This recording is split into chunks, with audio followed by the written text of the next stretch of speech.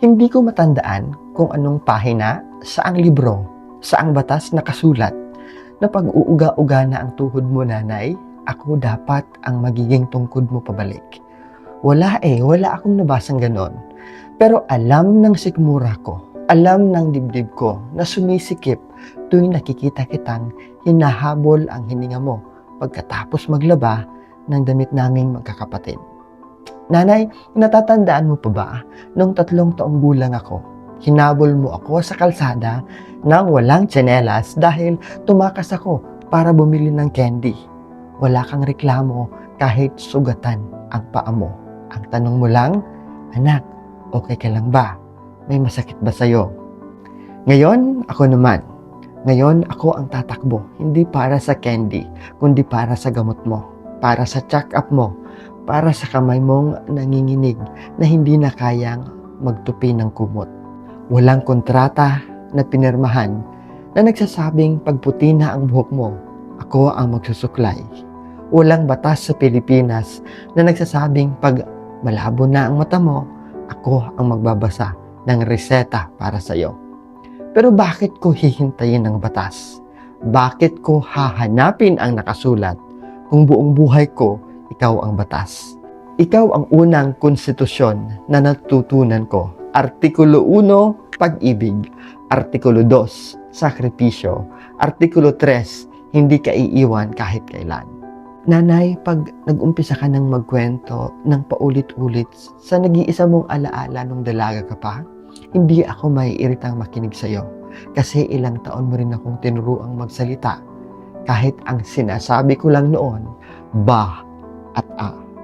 Pag ang ulam na luto mo nakalimutan mong lagyan ng asin, kakainin ko pa rin, uubusin ko pa rin. Dahil ilang dekada mo rin kinain ang pagkain na hilaw, matabang, sunog na niluto ko nung nag-aaral pa lang akong magsaing. Hindi ka naman nagreklamo nun, di ba?